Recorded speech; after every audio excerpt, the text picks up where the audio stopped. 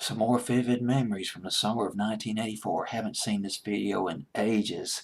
Night Tracks was wearing this one out.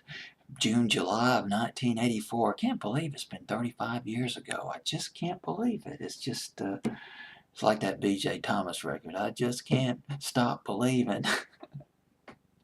I'm getting silly. It's almost 2 in the morning. Actually, 1 in the morning. Here in Tuscaloosa, Alabama. How you doing? Jefferson Starship, No Way Out at number 32 on my fancy playlist, June 4th, 1984. One from 33. Boy, a lot of slow movers on this fancy playlist. Only one debut on this fancy playlist, too. The album Nuclear Furniture. The point person, one of the point persons on this album, the producer, Ron Nevison. I believe that's how you pronounce his name. Nevison. Or, yeah, Nevison. I'll just pronounce it as Nevison. Nevison just sounds better. Ron Nevison. Big rock and roll producer back in the 80s, late 70s. Well, Mutt Lange, you got Mutt Lange. He was a big rock and roll producer. He was recording albums and songs by Def Leppard, Aerosmith, I believe Kiss, AC/DC. Yes. For those about the rock, we salute you. Well, Ron Nevison was not far behind. Ron Nevison producing albums by, well, babies. I'll get into that in just a minute. Survivor, Kiss, Europe, and Heart. He produced the album Bad Animals by Heart, which yielded some hit records like Alone, Who Will You Run To, where Ann Wilson, fantastic vocals on that record, and There's the Girl in late 1987, all produced by Ron Nevison. Ron Nevison started out as a recording engineer back in the early 70s. A lot of producers, they start out as recording engineers on, on other albums. The first big album he worked on, recording engineer of Quadrophenia by The Who. Can't you see the real me, Doctor? Doctor, remember that one? And what was that song? Only Love. Well, the melody's in my head, but I can't quite remember the song, the name of the record. Well, he worked on Quadrophenia. That was a brilliant rock and roll opera. This was just a record. This is another Who special. He worked Bad Company's first album, Bad Company.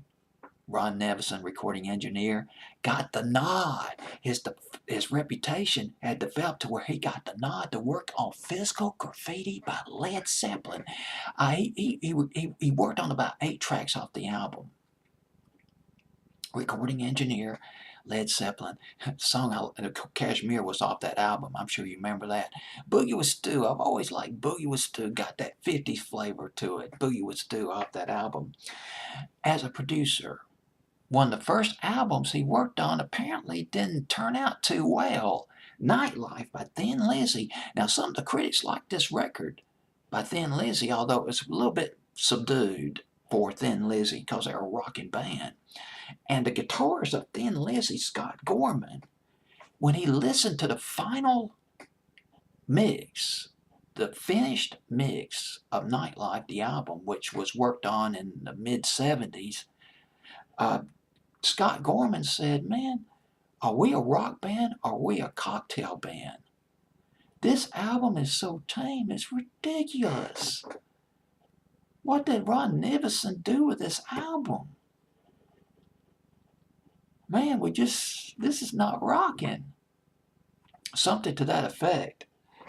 But Ron Nevison, boy, he really picked it up. He picked up on the game big time. He worked with the Babies. First 2 or 3 albums by the Babies, UFO, Jefferson Starships. First 3 albums, Freedom at Point Zero, he produced that. Modern Times, he produced Nuclear Furniture and moved on and produced these other bands that I mentioned. Brilliant producer, Ron Nevison. You're always going to have your low points and your high points, but you learn as you go along. Mistakes are a teacher. Sometimes mistakes and low points can be your best teacher.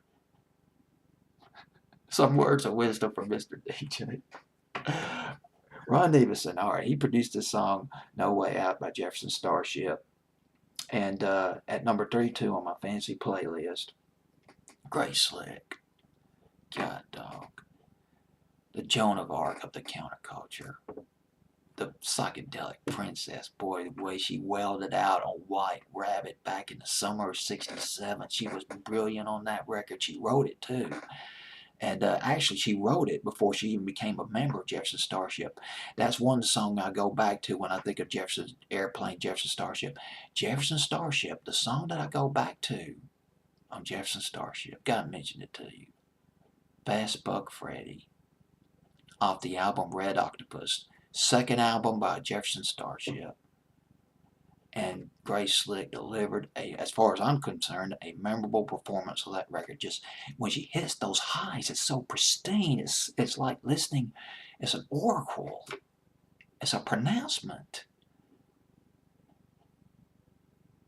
I can't. Dadgummit, I just can't put the words to it. But here's the thing. Fast Buck Freddy, WTBC 1230 WTBC played Fast Buck Freddy as an album cut. August and September of 1975, and that was before Miracles came out. Miracles was the big hit single off the album, but when I think of the Starship, I think of Jefferson Airplane, I think of this record by Jefferson Starship in 1975, Fast Buck Freddy. All right, No Way Out by Jefferson Starship on my fancy playlist at number 32, the date June 4th, 1984.